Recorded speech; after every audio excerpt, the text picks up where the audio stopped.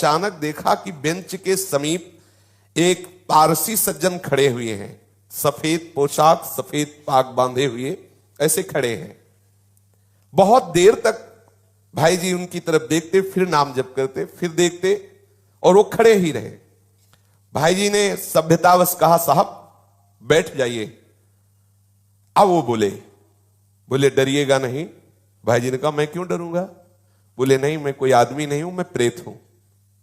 एक बार भाई जी को पसीना आ गया, जैसे कोई एकदम बोलेला कि, तो एकदम उसने पहले कहा कि आप डरिएगा नहीं, मैं प्रेत हूं। सुनते ही भाई जी के पसीना आ गया, मतलब एकदम अचानक किसी को भी ऐसा हो जाएगा।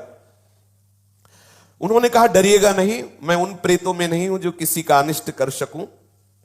मेरी हिम्मत नहीं थी कि मैं आपसे बात कर सकता यदि आप ना बोलते।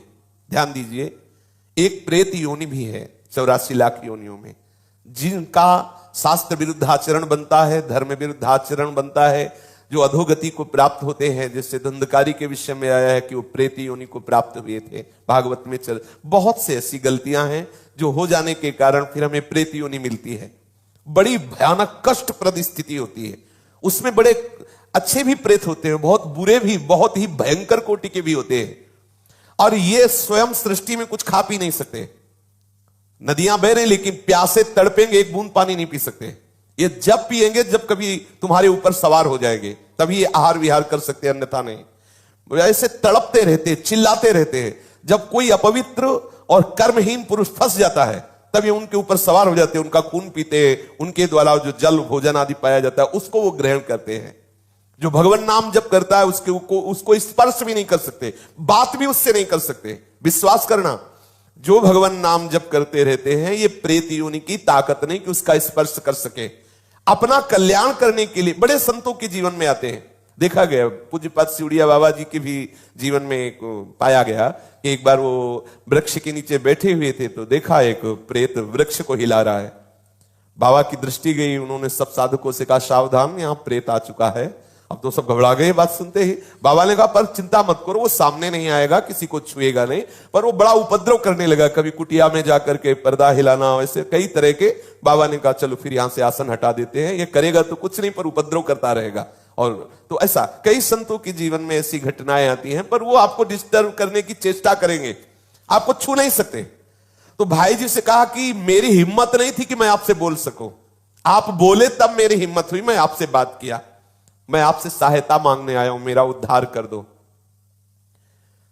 भाई जी थोड़ा हिम्मत किए, जब वो बोला आपसे सहायता करने आया, आपका मैं अनिष्ट नहीं करूंगा, मुझ में ऐसी ताकत नहीं है कि मैं यहां किसी से भी बोल सकूं। जब तक कोई मुझे बुलाएगा नहीं तब तक मैं बोलूंगा नहीं। देखो ये सूक्ष्मता की बात, जैसे कोई खड़ा है, कौन हो, सुनो हमसे बात करो, अब वो बात करेगा। अगर आप ऐसा ना बोले तो इसीलिए बोलने की जरूरत क्या है। जैसे आप गंगा किनारे भ्रमण कर रहे हैं या कहीं कोई ऐसा दृश्य दिखाई देता, नेत्र नीचे कीजिए, चले जाइए। आपको अगर शंका है कोई खड़ा है क्या, क्यों शंका करो, चलो चुपचाप आगे बोलो, कौन है, सुनो बात करो हमसे, तो फिर बात कर लेगा तुमसे। वो कह रहे, वो प्रेत बोला, हम लोगों के लिए आदेश पूरी सृष्टि में मैं किसी को अपनी तरफ से नहीं छेड़ सकता जब तक कोई हमें न छेड़े। अच्छा, जैसे उनकी वृत्ति मलिन होती है, तो जब तक आप अपवित्र नहीं हो, जैसे जूठे मुंह हैं, ऐसे ही सब अपवित्र हैं, गंदे आचरणों का चिंतन कर रहे हैं, उनको प्रवेश होने की गुंजाइश है। कोई न कोई ऐसी घटना करेंगे जिससे आप उनसे आकर्षित हो, वस्त्र के द्वारा या किसी आसन के द्वारा। मान लो उनका ऐसा अपवित्र आसन है, अपवित्र वस्त्र है, जिससे किसी भी तरह उनका संयोग होने का है चांस, वो आप में प्रवेश कर जाएंगे। यदि आप नाम जापक हैं, पवित्र रहते हैं, तो कहीं भी भ्रमण करके देखा है, गंगा जी की परिक्रमा जब की, तो कहीं भी कोई भी ऐसी घातक क्रिया नहीं। और जबकि जगह जगह स्मशान मिलते हैं, दोपहर में भी, रात्रि में भी रुके, कभी ऐसा नहीं, कभी भगवान नाम जापक ऐसा डरे ना, पर अपनी तरफ से किसी से बोलने के लिए नहीं। कोई वस्तु पड़ी हो, कोई ये सब नहीं छूना चाहिए। तुम्हें लगता है कि ये वस्त्र है, ये अटैची है, ये किसी की पर्स है, पता नहीं किस लक्षणों से युक्त है, तुम्हारी हानि कर दे। सहसा कोई पड़ी हुई वस्तु न छुए, किसी से बोले ना, अपनी तरफ से किसी से वार्ता न करे।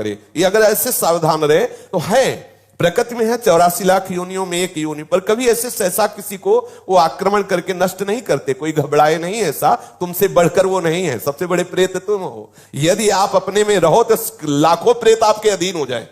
आप समझो, जहां यमपुरी की चर्चा आती है तो उन्हें प्रेतराज कहते हैं, यमराज जी को, और समस्त जीवों को प्रेत कहते हैं। भूत सर्वभूत हिते रतसा, भूत ही तो है।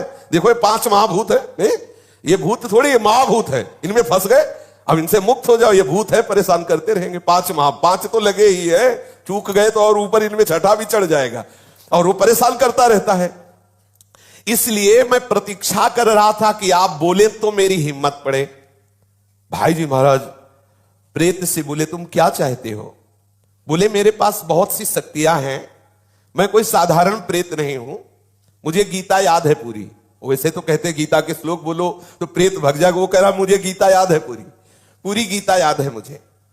प्रेत लोक में बहुत दुर्गति हो रही, मैं बहुत घबरा गया हूं, वहां बहुत दंड मिलता है। देखो एक बात ध्यान रखनी कि यदि आप भगवत मार्ग में चल रहे हैं, मनमानी गंदे आचरण करेंगे शास्त्र विरुद्ध, तो भगवान सब देख रहे हैं। डरो, इस बात से डरो, कहीं तुम्हारी दुर्गति ना हो। देखो बोला मैं, मुझे गीता याद, कंठस्थ 18 अध्याय।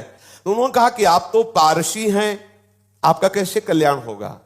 आप किस पर श्रद्धा करते जो मैं वो क्रिया करूं आपका कल्याण हो जाए? तो उनका आप भगवान नाम कीर्तन करवा दीजिए और गया जी में श्राद्ध करवा दीजिए, मेरा कल्याण